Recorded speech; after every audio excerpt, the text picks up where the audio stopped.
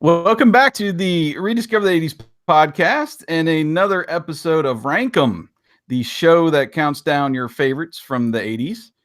I am your host, Jason Gross, and I'm proud to welcome back to the podcast my favorite horror movie buff, convention guru, wrestling fanatic, thrift store picker, fellow podcaster, Mr. Chatty Young from the Horror Movie Barbecue podcast and blog. How are you, sir? I am doing great. It is a thrill to be back here. I am so excited to be chatting about 1988 with you. Oops, I revealed it. I did it a little too early.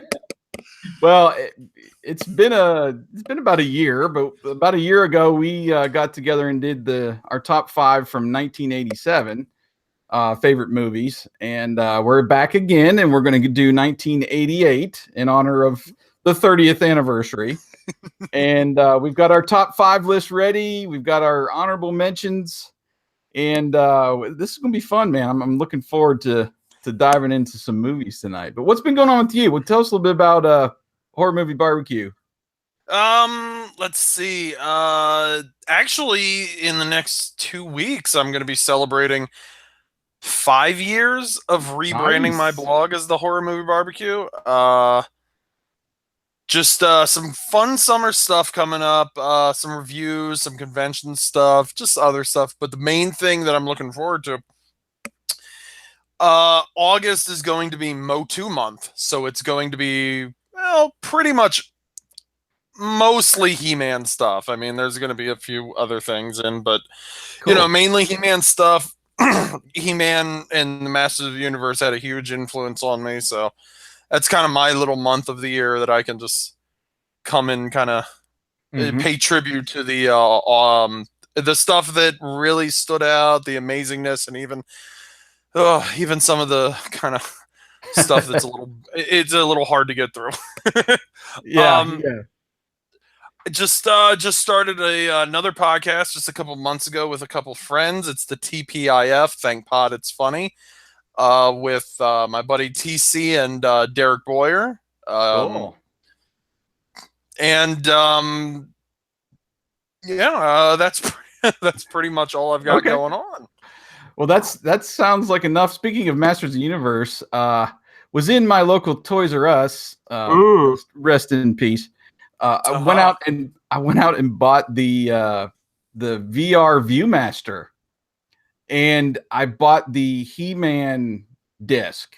So I've been to Castle Grayskull, and I've shot those little the little robots with the arms. What do you call them? I can't remember. Oh, wow. Anyway. Oh, the Horde. The weird the Horde things. Yeah. So it's a pretty cool experience. You get to walk inside a Castle Grayskull, and you got Skeletor and Evil Lynn throwing stuff at you, and it's great. So, man, I don't want Evil Lynn to throw any of her stuff at me. I'm okay there. Okay, we'll leave it at that. We're gonna keep it appropriate, right? I gotta remember to keep it appropriate.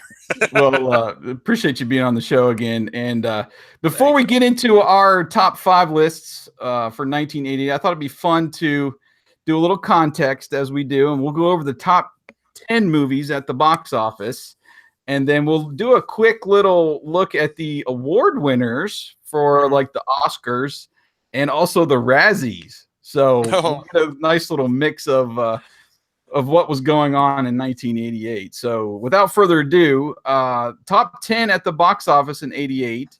Number 10 was Beetlejuice at 73 million. We had Cocktail, 78 million. Number 8 was The Naked Gun from the Files of Police Squad, and that was 78.7 million. Beat out Cocktail by about 500,000. Number 7, Die Hard, 83 million. I thought that was going to be a little higher on the list. I'm surprised. Yeah. Number 6, Crocodile Dundee 2. 109 million. Number 5, Twins. Danny DeVito, Arnold Schwarzenegger, 111 million. Number 4, Big. Tom Hanks, 114 million. Number 3, Coming to America, 128. Number 2 was Who Framed Roger Rabbit at 156. And the number 1 movie at the box office in 1988 was Rain Man, 172 million. Rain Man. And, wow. And speaking of which, Rain Man pretty much swept at the Academy Awards and even the Golden Globes. Best Picture for the Oscar and the Golden Globe. Best Director, Barry Levinson. Best Actor, Dustin Hoffman. He won the Golden Globe as well. Of course. Best Actress was Jodie Foster in The Accused. Never seen that.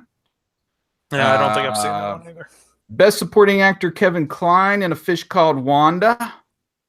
Best Supporting Actress was Gina Davis in The Accidental Tourist. I don't think I've seen any of those. I don't know that one. Yeah. And then over at the Golden Globes, as far as musicals and comedies go, Best Picture was Working Girl. I have seen that. And Melanie Griffith won the Best Actress. That's actually one of her favorites. Oh, wow. And then Tom Hanks, he won for Best Actor in Big. Wow. So no, I did not know that. That was a little glimpse of the awards. Now let's get to the Razzies. Oh dear.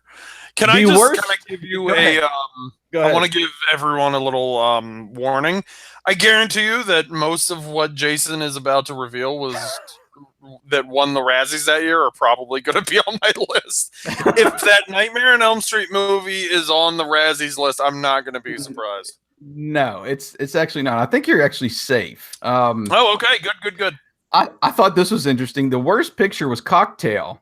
So you had Tom Hanks as in the worst picture, and Tom Cruise in the worst picture, and Tom Cruise in the best picture. So I don't think I've ever seen Cocktail. Oh, I've seen Cocktail. Yes, that's the one where he's like a bartender, right? Right. Yeah, I don't think I mainly watched that for Elizabeth Shue. We'll just leave it at that. Okay, then. Worst actor. The worst actor of 1988 for the Razzies, Sylvester Stallone in Rambo 3. And I might agree with that just because Rambo 3 is my least favorite of the whatever it's up to now. It's a little cartoony, yeah. Quadrilogy. Yeah. I think it's 500. Yeah, it's, I don't know. They were talking about a TV show, and I think that fizzled out finally. Oh, good. I don't know. Just let it die. Good. Worst actress was Liza Minnelli, actually for 2 movies, Arthur 2 and Rent-A-Cop. Rent-A-Cop. Haven't seen either of those. Worst supporting actor was Mr. Dan Aykroyd in Caddyshack 2. Okay. Worst supporting actress, Christy McNichol in Two Moon Junction. Okay. Never seen that. I don't know what that one is, yeah. Worst director was a tie. You had Blake Edwards in Sunset and Stuart Raffle for Mac and Me. And then the worst new star was Ronald McDonald as himself in Mac and Me. Get the heck out. It is not. I'm reading it. You're lying. No. Truth be told, I have never seen Mac and Me. The only thing I've ever seen about Mac and Me is when, who is it? Is it Paul Rudd that comes on Conan and always shows that clip of the kid in the wheelchair going down the hill and the little creature like screaming? Yeah. Can I tell you, I saw that movie when it came out, and I even as a kid I was like, this is like E.T. except not as fun. I saw it as an adult and I got angry. But apparently I didn't learn my lesson because for some reason I bought the DVD, then I threw it out, and then I bought the VHS like for a quarter. Then I got angry and I threw that out. So I just never learned my lesson with Mac and Me, and I couldn't tell you why. But I hate that movie so badly. Okay, well, I'm going to take your word on that because I don't plan on putting it on my list, and unless Wyatt and I do that for Rediscovered, then I might have to sit through it. But You know what? I don't know. I swear, Wyatt, if you're listening to, I know you are. If you even think of putting that on the list and making Jason watch that, I am going to come over and I'm going to open up all your toys and I'm going to ruin all your A-Team stuff. Watch me. Watch me. I'm booking the flight right now. Oh, I love Wyatt. And then we'll do one more. Yeah, one more from the Razzies. Worst original song was Jack Fresh from Caddyshack 2, written and performed by Full Force. Oh no! So that was the worst original song. You want to know so something? That was sad? fun. That was fun. You want to know something sad? I actually saw Caddyshack 2 before I saw Caddyshack 1 as a child. Really? Yeah, okay. Because it was like on HBO or something, and I remember how obnoxious Jackie Mason was, so I thought it was hysterical. Especially like when the horse like jumped over a fence and it broke wind, and I just thought that was the most hysterical thing ever. But man, I don't think I could go back and revisit that movie. Well, yeah, I've seen it maybe once or twice. It literally, if I'm gonna watch Caddyshack, you got to watch the original. So I don't even know why. Sure. You would want to go review that one, but anyway, that was your glimpse at 1988. So just a reminder about our rules, and as Chad stated about. Maybe there would be some in the worst list on his list. These are just our personal favorites. So, this isn't what we think should be at the top of a list, and Rain Man was number one and they won all this awards. So I got to put it at no. Okay. Right. We just do what our personal favorites, the ones we've watched the most, the ones we go back to.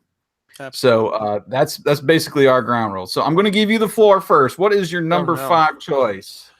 Number 5 choice is actually a movie that I do remember seeing at the time because my brother around that time. He was really into cars and he loved everything about cars. So, License to Drive. Okay. I got to see that movie when it first hit VHS because he rented it. And the one thing I always remembered as a kid was the opening scene where like the school bus had like shackles on the kids. Because I just found that so weird. And I was like, that's not what high school's like, is it? And the other thing I always remembered as a kid was Uncle Phil, God rest his soul. I can't remember his name. James Avery. Yep. Oh, as the driving instructor. Just so good. To the point that when I got older and I actually took my driving test, I forgot how it came up.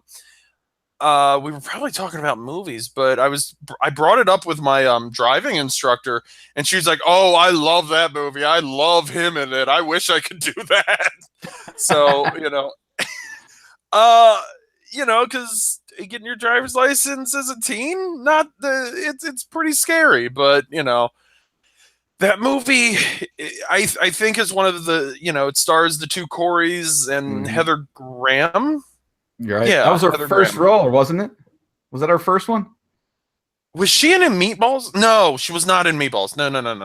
That was her first role, but I could be wrong. I think so. I think it was. Which is weird because when she did Austin Powers, I remember thinking, that's the girl from License to Drive. So, she had a pretty good career. She looks great, too. She still looks the same. But I thought the two Coreys were so good. Obviously, Corey Feldman playing Corey Feldman. Yeah, and then you got Corey Haim. He's essentially doing the panicky Cameron from Ferris Bueller. Yeah, that's very true. And it's just the predicaments that they get themselves in. It's just so funny. But yeah, that's a really fun comedy. It's a really good teen movie. I still enjoy it. That totally missed me. I don't know how, but I didn't watch it until last year. That was the first time I Really? watched The License to Drive. Oh Yeah, and wow. so I just confirmed too that was Heather Graham's first movie. Oh okay. But I'm with you. The funniest parts to me was James Avery as the driving instructor. But there was some good ones too. You know, when they're just destroying that car. Oh my gosh. Um, and I'm trying to remember now. They run into that drunk guy, right? And I can't remember what happens with the car, but I don't know. It was almost too a little bit reminded me of like planes, trains, and automobiles when they're just like losing parts of the car, as they're going along. There's the Yes, that's roof, there's a actually door, there's that's a fair analogy. You know what? That's a fair comparison. That's a I yeah. like yeah, no, that's a pretty good one. Okay. And Well, it's that's a actually pretty good funny pick, man. because my friend and I actually one time we were on our way to a convention. It was probably in like New Jersey or something. And I had this beat up old movie camera and we would kind of just do goofy stuff a lot. Hmm. And he got into his old busted up, it was like a Corolla from like 92 or something. And we decided how great it would be to just have him get in and roll the window down and look at me and say, I don't need a, what was it? No thanks, Dad. I got a Ferrari. And then he played, the best part is he played Huey Lewis's Power of Love and just drove off. So, which it wasn't even in the movie. So, but I mean, just such a fun movie. Such a fun movie. Yeah. Yeah. It was fun. And not all of those stand up and you go back and, rewatch something for the first time and, whatever it is, sometimes it just Yeah. doesn't connect with you. Like people who have seen it, 30 times over the years. But Yeah. watching it for the first time last year, I thought it was still fun. So Yeah. for what it's worth, I thought it was a good pick. Oh, yeah. Thank you. So my number 5, I'm actually going to go with Crocodile Dundee 2. I think I've probably watched Crocodile Dundee 2 more than the original. Really? It's close, but I was huge into the Crocodile Dundee. And this one, this one is where he goes back and he's kind of in his own element in the outback, and Mm-hmm. we get to see all of his buddies again. And then, he's after they have these, the drug lord. I can't remember what his name is. And his, his guy, second in command there. And they're trying to foil them, and Louis dadgummit, what's his name? He was the guy who was on all the I Love the 80s on VH1. He's one of the Oh, Louis gang. Guzman. Yeah, he's in that Yeah. too. Is he really? Yes, he's one of the part of the gang. Um he he's the one where he thinks Mick turns himself into a snake. And anyway, but I loved it because he just comes in, they're this Latino gang, they're just kind of in the outback. They have no idea what's going on. And he just fools with them. He comes in at night and he does that like stuff that draws the bats to him, while they're around the campfire.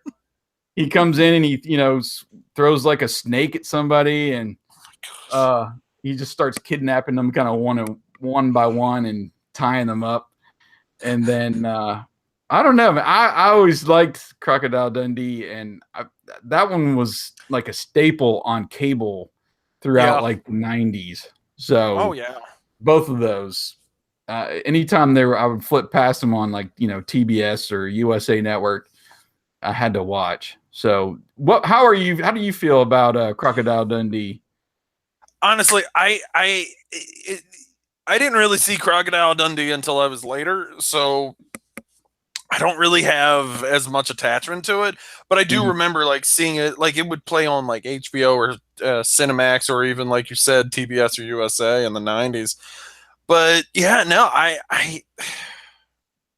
yeah, no, I would say that this one is probably the one. What was is golly, yeah, no, actually, I think. Yeah, the first one is I remember I feel like my mom and dad liked it. But Hmm. man, I didn't really get into them as much. Yeah.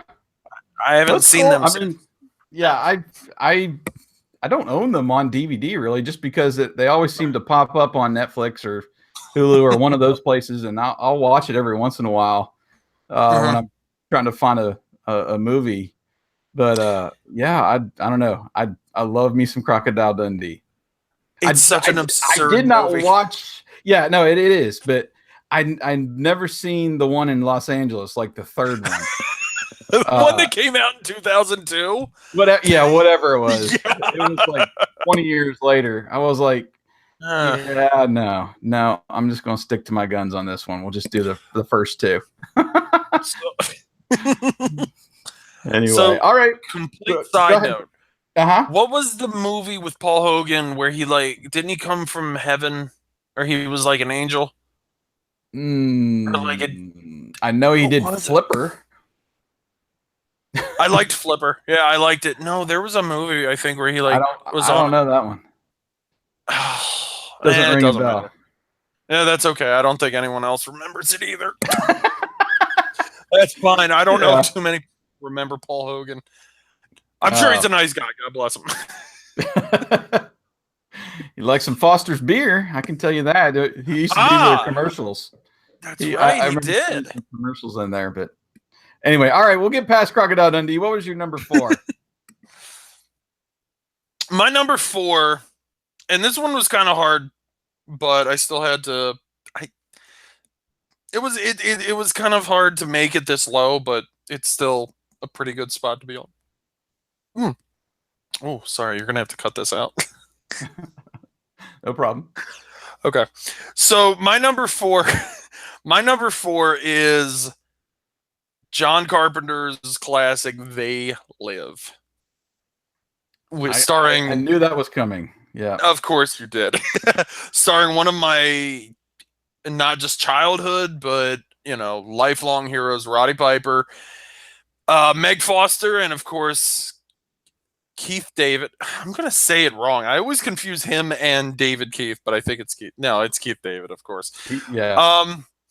But Roddy Piper plays the kind of a vagabond, kind of a nomad, and he goes from town to town, and he stumbles upon these sunglasses, and he's seeing that things are not what they seem to be on the outside, and it's just, oh, it's so well done, and it's really, John Carpenter has always had a really good mind for, what's going on in the world, and he kind of used this to kind of as his platform to kind of speak out on what he saw going on at that time with Mhm. Reagan and just stuff like that. But the soundtrack is phenomenal. Obviously, I think everyone when they think of "They Live," they always think of the fight scene between Keith David and Roddy Piper in the alley. And ooh, phew, just What's on the soundtrack? Because I don't know. I don't know the soundtrack. it's all John Carpenter's scores. Oh, okay. Okay. Yeah. So I honestly, if you're like a fan of John Carpenter, that's kind of the one of them to have. And Cool. I think he played them. I think he plays them when whenever because I think he was touring last year, and I think he was playing them, and people said that it was just incredible. Awesome. I just watched Escape from New York like 2 weeks Oh, ago. First time I'd the watched first that in time? forever. No, Oh, forever. okay. I had Oh, okay. watched it a long time ago, but I was like, I need to sit down and watch that, and I need to watch LA too. And the music, Maybe not yeah. Oh LA. my gosh. Well, I don't remember seeing LA. I do remember seeing New York back in the Mm-hmm. day, but anyway, yeah, I can see that being very cool live, like in Mm-hmm. concert. Oh, All of his music. And what's the line? I came to I came to chew gum and kick ass, and I'm all out of gum. Or something. I have come to chew bubble gum and kick ass, and I'm all out of bubble gum. And Then I think he's in the middle of a bank and he just starts firing on people. One of them like one of the aliens is talking. This is one of my favorite lines. This is one of them is like talking into his wristwatch.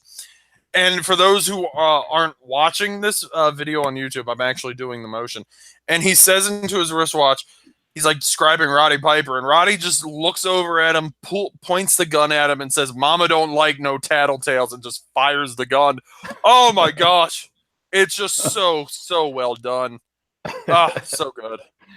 You know, we were talking about the Highwayman off the air that Wyatt and I just reviewed. Roddy Piper's in the pilot movie. He plays one of this like rogue gang that's causing a little chaos around town, and they have to come in and clean them up a little bit. But it was fun to see him just doing that and being part of like a biker gang. So, oh my gosh, you've got to go check that out. Well, now I'm gonna have to. I think you know what? I think that was mentioned because his kids wrote a book after Roddy died, and it's very well done. But I think that now that you mention it, I think that may have been mentioned in their book. So it could, but no, it might have been like one of his earlier roles because with They Live in '88, and I know Highwayman was '87. So yeah. Anyway, he did a movie in either '85 or '86 called Body Slam, and it was starring Dirk Benedict. So wow, I got to put that one on the list to check out. Oh gosh, Jason, it's something. It's really something. Body Slam. Okay. Mental note. All right. Number 4 for me. I remember seeing in the movie theater, and I think it was probably with my mom or dad, maybe with some friends, but I remember my parents, I think, being there because some of the scenes got a little awkward when Danny DeVito's like, "Tonight is your night, bro." I went with Twins as my number 4 pick. Like I said, I remember watching it in the theater, and it was one of those that I remember going back to at the rental store in the 90s and picking up and watching over and over again. I don't know. It was just such a fun movie in that you could think that these two could be brothers. And then you know, they meet the sisters there. Well, Arnold does, and you know, just there's just the funniest points throughout the movie. You know, where he picks up the car to stop the alarm. You know, who knows that? He comes out of nowhere and he knows how to shut off a car alarm. And then you know, just that scene where they dress alike and the glasses and the coat over the shoulder and they're just strutting. You gotta learn how to walk, man. You know, you gotta loosen up a little bit. Oh gosh, I love Twins. I love it. So what are your thoughts on Twins? First off, I remember the thing that I always remembered as a kid was obviously the poster, because that was, I feel like there was probably a cardboard stand-up in the video store. But also, I just remember thinking how ridiculous that movie was. Great choice.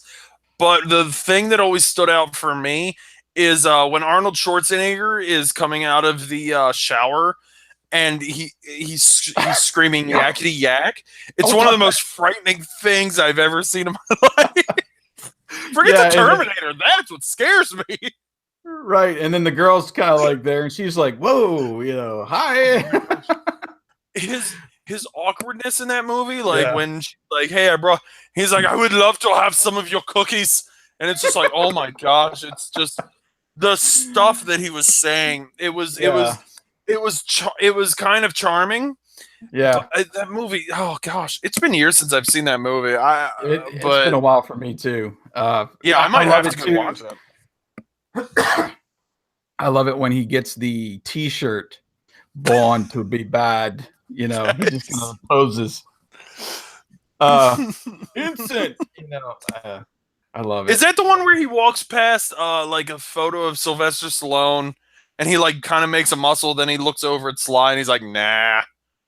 Oh no, it could be. Is that? Am I remember? I feel like. It could be. Yeah, that was a good movie. And Danny DeVito was he was so good in that movie. I mean, honestly, I think it was a really solid cast. Yeah. Yeah, that was really fun. Okay, number 3 for you, sir. All right, number 3 is going to be. This was a little hard for me. Again, it's like with They Live. But I'm going to say Sleepaway Camp 2. For those who have never seen it, it was, well, I don't know if it was a direct sequel to the 1984 Sleepaway Camp, but takes place a couple years after. I don't. If you've never seen Sleepaway Camp 1, I don't really want to spoil it. But Sleepaway Camp 1 was more dark, more serious, and this was more lighter, more silly. It was more of a parody, or not parody, but it's a little bit more tongue in cheek. I think it was released on VHS, not DVD, because it was not DVD. Oh my gosh, definitely not DVD. I don't think it had a theatrical run because it was so low budget. But this was a movie I didn't really discover until years later, in about high school, I think.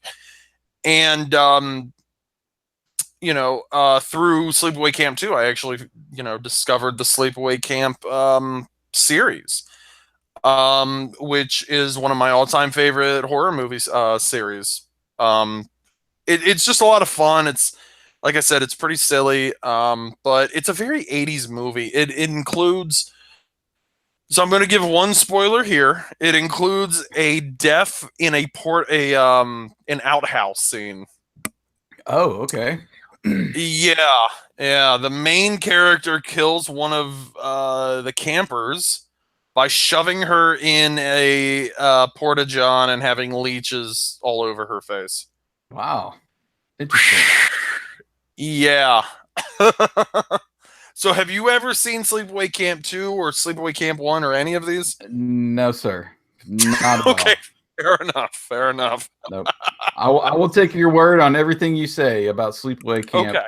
Sleepaway Camp 2, the Outhouse Boogaloo, and whatever else you got for me.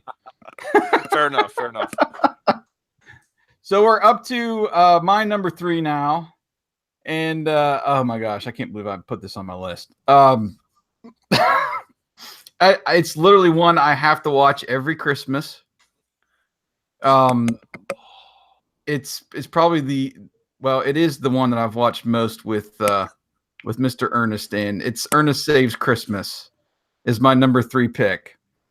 I remember watching Ernest Goes to Camp in the movie theater. And I don't know what it was about the guy, but I loved Ernest. And I even remember watching his little Saturday morning cartoon show that was short-lived. Well, not cartoon, but it was live action, like, these little skits and stuff. It was like on Saturday morning. But Ernest Saves Christmas, it somehow connected with me, and I love the thing. I love every minute of it. And I'm glad that I've passed that along to my boys, because we will watch it together now, and they love it seemingly as much as I do. It's, I don't know, it's just fun. It was a fun movie. Fair. It's the Santa Claus before the Santa Claus came along. Where they're switching one is retiring and the next one is taking over. What's funny is the dude that plays the new Santa, his agent, is the guy, the douchebag in Die Hard that tells him, to take his shoes off in the plane. It's the same guy, same movie, same year. So I'm going to be honest, never seen Die Hard. Oh wow! I don't have any interest. So. Well, I will say this: it didn't make my list. I'm more of a Stallone and Schwarzenegger, and even I would say Jean-Claude fan than I am Bruce Willis. But anyway, Ernest Saves Christmas. Nobody moves, nobody dies. They're up there in the sleigh. thrill driving. You know, he my favorite part, probably my favorite scene in Ernest Saves Christmas is when he's in the taxi cab and they're following that truck, you know, with the Christmas trees, and one falls off, and he pulls this like fishtail 180 in the middle of the road and backs up, throws the tree in, you know, it goes through the other side of the into the other window and smashes the window right in front of Santa, you know, and just to save that little tree, you know. Oh my gosh. So I don't know. I don't know what it is, but it connected with me. It's still a part of my Christmas routine, and I have to watch it every year. So I'm afraid I'm afraid to say to ask you about Ernest, but what is your take on Ernest Saves Christmas? Let me start off by saying I love how much you love this movie, so I'm not going to say a bad thing. All I'm gonna say is, I as a kid, I like you, I watched the CBS show, but that was kind of it. I saw this a couple years ago for the first time, and I was like, oh, okay, that was definitely an Ernest movie. But honestly, you kind of caught me by surprise. I thought you were gonna say Scrooged. Nope. As you said, Christmas. Yeah, I've watched Ernest Saves Christmas probably 50 more times than I've watched Scrooged. So here's my question: because I know you love Christmas Vacation. Is this on your top 3 Christmas movies of all time? Definitely top 5, I'll say. Okay, fair enough. But it's up there. It's up there. Because Ernest, he pulls out all of the characters basically that he did on the show, right? And you know the mother and the mother. I do love the mother. The snake guy. I love the snake guy. You're the people ordering them snakes, the python. You know. I love your Jim Varney impression, by the way. Can I just say this? I will say Jim Varney, as much as I didn't really get Ernest, which is weird because I loved, I was going to compare him to Pee-wee because they both had a show on at the same time. It was on CBS too. Right. So yeah. But honestly, I definitely think Jim Varney was super talented, and I'm glad he was able to make a career out of doing those movies. So yeah. I nothing bad to say, and I love, like I said, I love how much you love that movie. Yeah. Well, it's like I said, it started with Ernest Goes to Camp because I do remember watching that in the theater, and it just kind of snowballed from there. And when we got to Christmas, me being Mr. Christmas, oh gosh, you love natural. Christmas. Yeah, Christmas is as much as you love Halloween. I'm that way. Oh jeez. So, yeah. Oh wow. All right, number 2, sir. Let's move along. Number 2 for you. This is going to be controversial, and I think this is the thing that I feel like whenever I do a show like your show or even like the Chat Report, people are always going to walk away and say, "Man, that chat is weird." But I'm going to say this. Technically, I'm going to do a tie, and I know I'm not allowed to because I think we're probably going to do honorable mention in a second. I'm going to say it's a. I'm sorry. We'll give you the tie. Go ahead. Okay. I'm going to say Beetlejuice and Elvira, Mistress of the Dark. Okay. And go ahead. I was going to say personal preference, but yeah, I would lean more towards Beetlejuice on that one. But hey, I know you love you some Elvira, so. Oh, I think everybody does.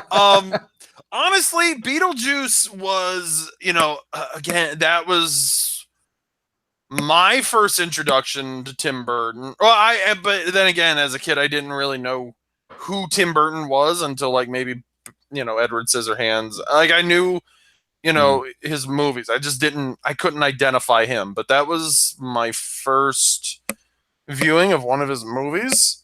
And obviously, Michael Keaton is my favorite actor.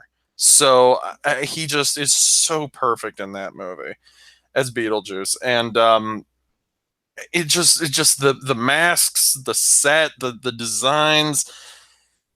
The cast is incredible. I mean, Glenn Shaddix is Otho.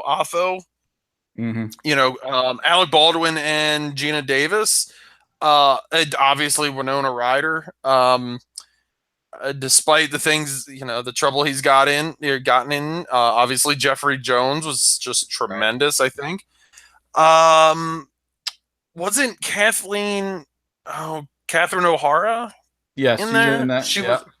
She was one of the people interested in buying the house. Right. The movie is just great. I got to see it in 35 millimeter on the big screen a couple of years ago, and as great as that Blu-ray makes it look, the 35 millimeter, it makes it look even better. It's not just a great Halloween movie, but it's just a great looking movie that you can watch all year round. And obviously it spawned the cartoon, which I wasn't a fan of as a kid because I liked the movie more and I thought that it was kind of a step down. But gosh, it even had toys. I remember liking the toys more than I liked the cartoon, but nothing compares to the movie. I mean, that movie was just so good. I mean, Yeah. and then just to kind of touch on Elvira, um, I'll just say this: I think it's it's like the female version of Pee Wee's Big Adventure, and well, Elvira. That's all. I'm So not, I'm not sure go I've ahead. ever seen Elvira. Obviously, I see her more as like she do some like late night movie hosting, kind of like Yes. up all night kind of stuff, Hmm. and I think she even had some specials like on MTV, and Yes. that's Yes. that's who I know her more from, and I can't remember ever watching the movie or sitting down at least to watch the movie. The movie is so ridiculous, and I mean, I know I'm not the only person that compares it to Pee Wee's Big Adventure just because of the humor, the silliness. Uh-huh. It's just a fun movie, and obviously Cassandra Peterson, she does not take herself seriously, whether she's Right. when she's playing Elvira, and again, it's That's Elvira. yeah, that's part of the fun. Right. Yeah. Exactly. Beetlejuice was one of my honorable mentions, and Oh, really? I didn't put it on my list. I have watched it over the years, and of course, I enjoy it too. Somebody clocked like how many minutes Beetlejuice is actually in that movie, and it's like Yeah. very small. But when he's in there, he's just such the scene stealer, and Mhm. it just seems like the whole movie he improvised it. It's just got I that feel, Yeah. and it probably parts of the what he did do was kind of improvised, but it's great, and the cartoon never connected with me. um I do remember posting a little something when the live stage show had its last run at Universal Studios. That stage show, let me uh let me tell you.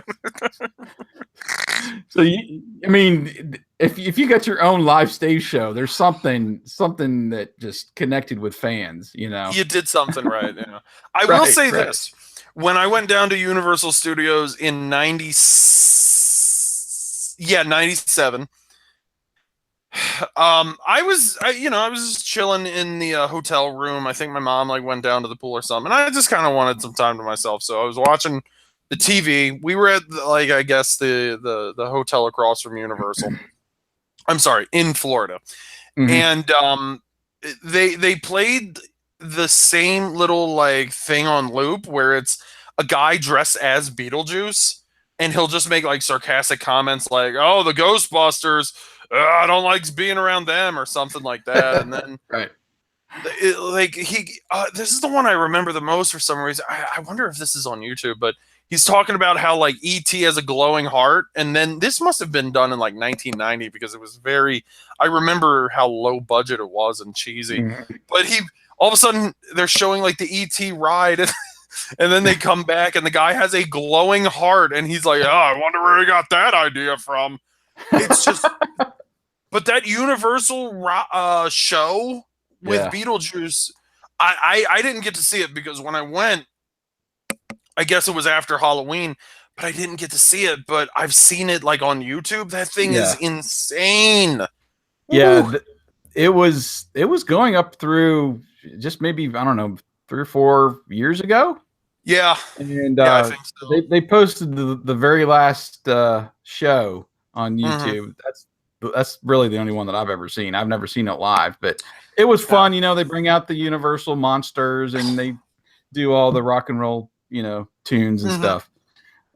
So it was entertaining, and he's Mr. Irreverent if there ever was one, and just does not give a bleep about anything. So yeah, You, the appeal is there for Beetlejuice, and you can see oh, why it sure. became a successful cartoon, because I think it like went for over 100 episodes, and he's Yes. just crazy, Oh, yeah. So And you want to, because now that you talked about how irreverent he was. Now that I think about it, I am kind of shocked we didn't get like an MTV, up all night with Beetlejuice kind of thing. I right, am surprised we did not get like, like a half an hour Beetlejuice is like talking to people and he's like stuck in hell or where, yeah. what did they call it? Did they call it wasn't hell. Wasn't it purgatory? I I can't remember off the top of my Oh head. gosh, I can't remember, but yeah, I'm kind of surprised we never got one of those. That would have been amazing. All right, my number two. I've got a lot of comedies on here. I don't know. I guess the It's a good comedy year for stuck out. comedies. It was. Number two. Oh, it's in my top three with John Candy. Uh, it's The Great Outdoors, and I love me some Great Outdoors. The whole, and even Dan Aykroyd in this, you can give him the Razzie for Caddyshack too. That's fine, but don't give him the Razzie for Great Outdoors, because I just love that he's just such the butthole in this, and backstabbing his own family, trying to bamboozle money out of them. And oh my god, you got the raccoons. Oh my gosh, that Oh, was the just so raccoons. freaking funny to me as a kid. You know, they're doing the subtitles, as they're raiding the trash can. What do you think So this is clever. for? Scratching your ass? What, I can't remember what the line is, but the bear. Oh my god, the freaking bear that he uses that lamp to, blow its butt hair off with as it goes screaming out the door, that whole part of it, and then you had to have the peril, the twin girls that get down in the cave, and Mm-hmm. that's how they get the bear out, of course. And then you got that whole side little like love story with the Mm-hmm. son and the girl that works in town, you just forget Mm-hmm. me and you'll never see me again, and I'll remember you, it's Mm-hmm. just stereotypical stuff for 80s movies. Oh my Um, gosh. that was actually, as I was looking up the movies for the show, that was Mm-hmm. Annette Bening's first credit. That first movie was The Great Outdoors. What? Yeah, No. as Dan No. Aykroyd's wife. Yep, that was her first credit. Her first one was in 88? Yeah, go look it up. But that was her first. Um, Wow. yeah. So, and of course, John Candy being John Candy. When they're when the bat is in the inside, and they've got the tennis racket and everything, trying to get this bat out, and I just it I there's John Candy. I need to do like we need to do like a rank 'em on John Candy movies, because I could Oh, talk about them all day. oh, so could I. But I love The Great Outdoors. The old 96er, the the steak he has to eat, and that plate's not clean, but there's nothing but gristle left on the plate. And then he kind of looks at him like, and he waddles out of the restaurant with the t-shirt kind of slung over his shoulder. I finished it, I feel like I can relate to that. I kind of think I might have seen this in the theater, but I don't remember for sure. I know it was one of those that I rented a lot as well. But anyway, what is your take on The Great Outdoors? I don't have a bad thing to say about it. I'm just going to agree with everything you said. I remember watching this because, like Crocodile Dundee 2, they played this a lot on and I think you could say that for all these movies. Well, maybe not Sleepaway Camp 2, but these movies got so much play on Cinemax USA, HBO. Yeah. And honestly, John Candy and Dan Aykroyd were they were such a good duo, and they just played off each other so well. Would you kind of consider here's a question for you. Mm-hmm. Would you kind of consider this somewhat of a summertime Planes, Trains, and Automobiles to some degree? Because of the situations, not just because John Candy's in it. Maybe a little bit. I was thinking more along the lines of Summer Rental with John Candy, where they go down to, I can't remember where it was, Florida or wherever, and they get to the house and it's the wrong house. Eventually, they find out. Okay. And there's just some more antics and stuff like that. Mm-hmm. Okay, yeah, I can see that. Yeah.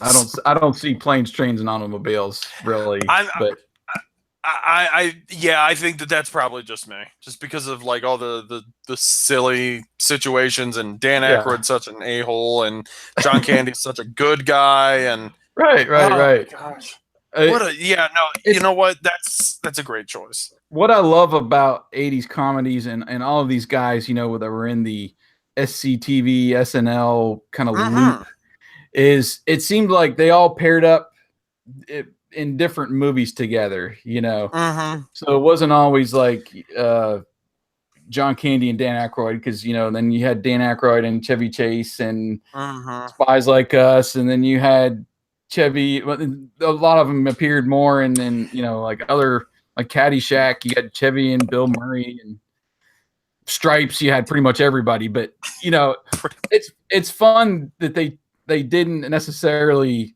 It wasn't the same kind of actors in every movie, that they kind of teamed up. Okay, this is going to be Dan and John's movie, something like that. It seemed like it to me.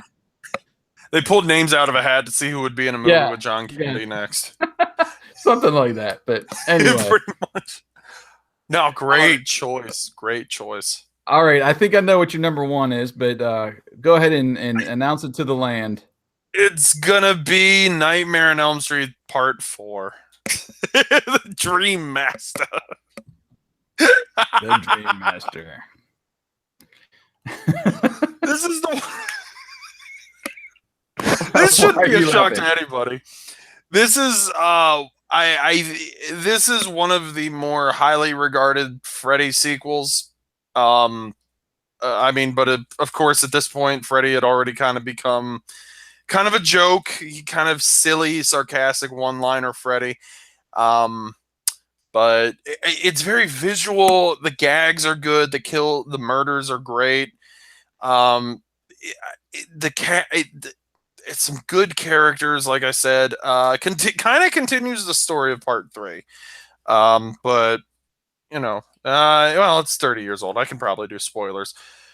The whatever Dream Warriors were left over from Part 3 that maybe didn't get taken down by Freddy. They don't last too long in this one, so they kind of start up their own little kind of story arc for the next movie, and they introduce new characters, which I always liked. Robert Englund has actually described this as being the MTV of Nightmare on Elm Street movies, just because of how interesting,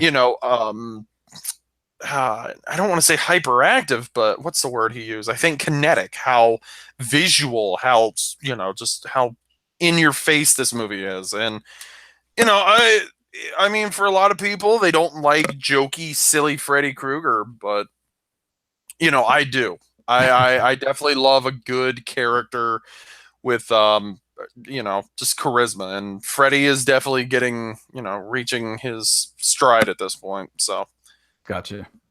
your thoughts? I have no thoughts. Do not remember seeing it. Like I said, I'm not the horror movie guy. You're right. Fair. I've probably seen more GIF images from Freddy Krueger than I have actual movies. So that's fair. That's fair. I won't confirm or deny what you just said about it. So we'll leave it at that. That's okay. That's okay. Just wait till when we do 1989.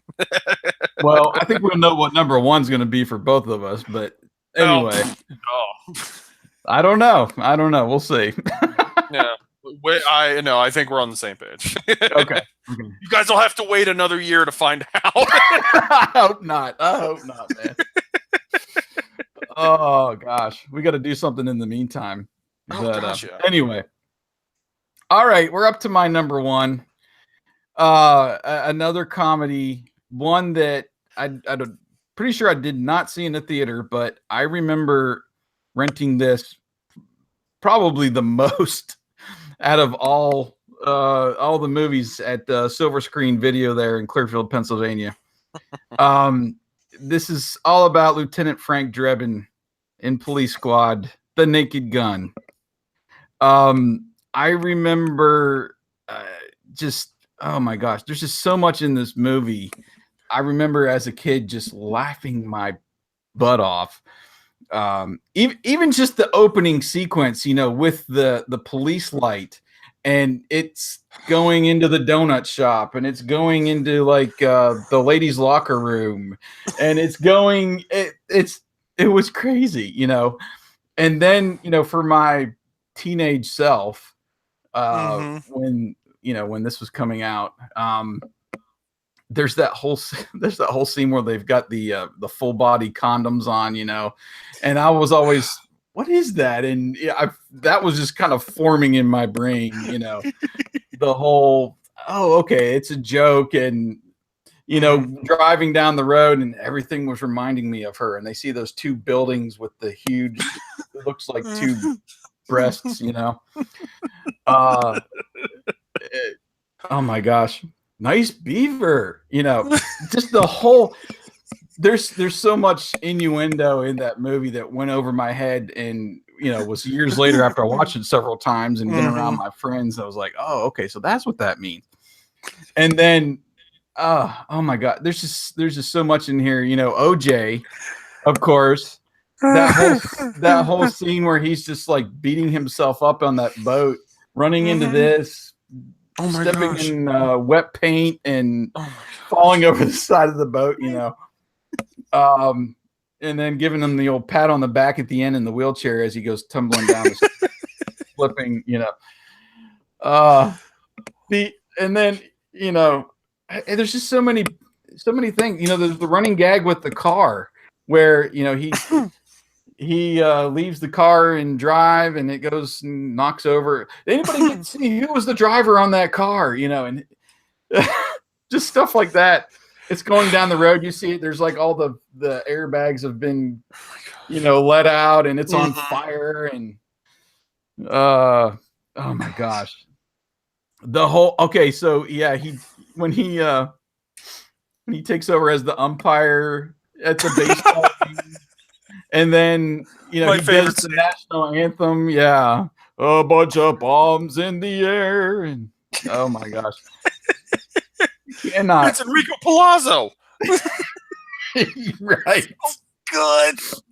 Oh my gosh. There's just so much about this movie that if I watched it, if I put it in right now and started watching it, I'd have tears in my eyes just from all of the stuff, because there's just so much in there. They pack so much in there in one movie. And the best part about this is that Leslie Nielsen is not playing it as a goof. He is playing it as a straight man. Right, right. He's it's almost like he read another he was such a genius because he was so silly and ridiculous, and he was just playing this role so serious. Yeah. It was so clever.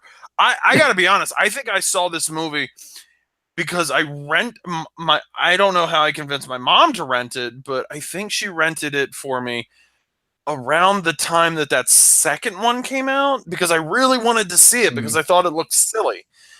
And she was she wasn't really too fond of some of the jokes, and I didn't get all the jokes like you said at age whatever age it was, maybe 8 or 9 when that second movie came out, but so funny. Yeah, and it's got probably my favorite scene, probably the one that I probably rewound the most when I would rent the video, is when he's doing the press conference and he leaves the microphone on as he goes to the bathroom. And the mayor lady, or it might have been the might have been part of the police. She's trying to give her speech, and he's oh my gosh. He's like shaking it off. Oh my gosh, that's like one of the funniest things ever to put on film. So good. Was this the one where he gets off a plane and he thinks everyone's for him, but then Weird Al comes out of a plane or something? Or was that the second one? That might have been number 2. I don't think that was the first one, but I do remember that one. Yeah, that was funny. No, Weird Al's here. What's up? So here's my question to you: were you a fan of the what was the TV show? The Police Files? Yeah, I think it was just Police Squad. Okay, I don't remember ever watching the Police Squad before this movie, right? Because it came out. I thought it came out maybe a few years prior to it, but I have to go back here and confirm that. But anyway, no, I've never watched Police Squad, and it was just one of those that I don't know. I was probably over at a friend's house and we watched it, and Police Squad was 1982, so that was 6 years prior to the movie. So. Anyway, I remember going out and watching probably the sequels in the theater, 2.5 and 33 1/3, because those were early 90s, and I would have, I'd have probably been right up my alley after watching the first one so many times. But oh man, gosh, there's just so much I love about the Naked Gun and just that style of humor. Yeah, he's like, and I think he even did play Mr. Magoo at one point. But yes, he did. It's basically that character where he's just kind of walking through. He's trying to do his job, and I just can't imagine being on set with him and trying to keep a straight face. I'll tell you this: the first horror movie I ever saw was Creepshow. And he was in that. It was him, Ted Danson, and it's killing me. I can't remember the woman that was in the segment, but I saw he wasn't like Leslie Nielsen as everyone from Airplane or Naked Gun. Right. He was a little bit crazier, and he was a little bit more serious, but not with the humor. And they did a documentary on it. And they said you would go to dinner with him, and he all eyes were on him, just cracking people up. He would apparently walk around with a little fart machine, so he would just if you're sitting there talking to him, he just starts pressing it and oh my god, he did that on the Arsenio Hall show one time. I guess Arsenio was asking him a question, and and he presses it, and Arsenio just starts busting out laughing, and the crowd just goes crazy. I mean, no, who else does that? Like, No, yeah, nobody. He just literally, I probably more than just Arsenio, but I do remember that being kind of his thing when he was on like a talk show. He'd have the full fart sound effect thing, and just out of nowhere, he's just talking about something, and just let it go. But actually, Weird Al. This was the one with Weird Al in it. Yeah. Okay. It was the first one. You were right on that one. Oh, and then the other scene. The other scene is when he's with Ricardo Montalban in the office, and he's got that exotic fish, and he's messing around with it, whatever. And he's got the whatever pen or something in his other hand, and he gets the thing stuck on his finger, and he's waving it around, and water's flying everywhere, and the other character, he's just kind of looking away, turns around, puts that pen right through the fish, and dumps it. He dumps it back in the aquarium when he leaves. And oh my gosh, it was just I remember rewinding that scene many, many times. It's just so funny. What a great movie. Great pick. Yeah. All right. Well, I think that's going to do it, man. We'll run through some quick honorable mentions. Okay. What do you got on your list? My list is actually, this was hard for me to take off of my top list, but I had to make room for Beetlejuice and Elvira. Coming to America, which is one of my all-time favorite scenes in any movie, is Randy Watson and Sexual Chocolate. That and the barbershop where they're talking about Muhammad Ali and Frank Sinatra. Oh my gosh, I die every time. Yeah. Great, my phone just died, so I'm gonna have to do this on memory. Killer Clowns from Outer Space. Again, that was on my list, and I had to make room for Sleepaway Camp too, but whatever. One of my all-time favorites. That's a movie that I think you could it's a great Friday night, fun, scary movie. I think it's Chris Titus's first on-screen role. It's so much fun. It's ridiculous. It's silly. And it's got a huge cult following. Roger Rabbit, I think is safe to say. Came out in '88. I actually dressed like Roger Rabbit that year. Here's a fun story. I think it was '88.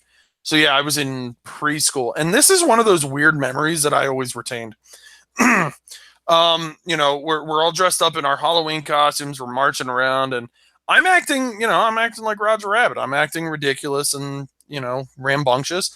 My teacher at that time looks at me and says, "Now, Chad, would Roger Rabbit act like that?" I'm like, actually, yes. Yeah. What movie did you see? So I have somewhere but yeah, that was a huge favorite of mine as a kid. Still, I actually picked up a talking Roger Rabbit a couple years ago. I have it in my closet over there. But he's like buried under like Ghostbusters stuff and stuff. But yeah, what a great movie that was. Yeah, I very vividly remember watching that in the theater, and the scene when Christopher Lloyd's character is finally revealed.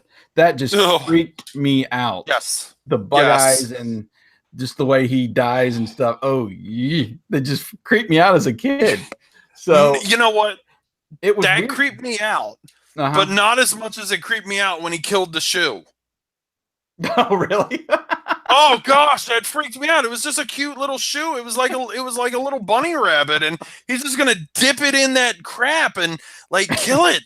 Oh my gosh, what an a-hole.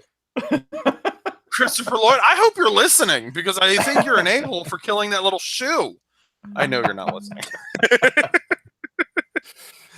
But that kind of, I remember, when Roger Rabbit would come on TV or something, I'd be like, I don't know if I want to watch it because I have to go through that part where, you know what I mean? It was crazy. But anyway, You know what it kind of reminds me of is at the end. Do you remember that weird Max Headroom video where like some college kids took over the radio or the TV station and hijacked, dressed up as dressed up as Max Headroom, and all it was them, like dressed like Max Headroom, screaming. Like that's kind of what it kind of reminds me of in a weird way, and I guarantee I'm the only person that thinks like that. But it's just, yeah, that was a creepy scene at the end. Very creepy. Any more honorable mentions you can remember? Not off the top of my head, unfortunately. Okay. I'm sure I'll remember something if you mention it. Well, yeah, just off my top 5 was Beetlejuice, Coming to America. One that I really need to rewatch again because I remember watching it a lot. Me and Wyatt, especially, Dirty Rotten Scoundrels. Love Dirty Rotten Scoundrels. The dinner scene. Yeah. Why is the cork on the fork? To prevent him from hurting himself and others. Oklahoma. Yeah, I could quote that one pretty well. And another one, this is such a great year for comedies. Really and this one gets overlooked, I think. And I love it. Funny Farm, Chevy Chase, where he moves out to the country, you know, to write his book, and then his wife actually takes over, and she actually gets a children's book published, and he's out there, he's got writer's block, and all the people in town messing with him, that crazy mailman, you know, that drives by. And my favorite scene in the movie, you know, at the end, it's kind of Christmas time. They're trying to sell the house, and they announce, you know, to the town that anybody that does any special, you know, act of kindness while the potential buyers are there, they get like $50. And of course, you know, there's like a team of carolers that come to their house, and the mailman, who has got that crazy laugh, he just comes inside, delivers the mail to them, like gives them a fruit basket or something. And it's like one of those scenes you just cannot take your eyes away from. Like, he's actually here, and he's being nice, you know. And cue the deer, you know, and they have a deer in a cage, and the deer comes off, and oh, look, honey, a deer. Oh, there's wildlife here at this house, you know. It's such a great movie. I feel like that's one of Chevy's. He doesn't. That doesn't really get brought up a lot when people talk about. No, it doesn't. It's very Chevy's very underrated. Because he was good in it. Oh yeah, I love it. Few more I'll throw out there. Bloodsport. Yeah, I remember watching. Classic. Yeah, I remember watching that one all the time on cable. That was a cable special. That was one of those movies. Because I know you said earlier you were a Jean-Claude guy. That was one of those movies that actually, I think, was one of the last good, and I'm saying that with like quotation marks. Yeah. One of the last good canon movies. Okay. It just had kind of that, I don't know, Karate Kid feel, but with blood, you know. Lots of it. And bones. Yeah. Oh, I hate that scene. That always freaked me out too. Sure.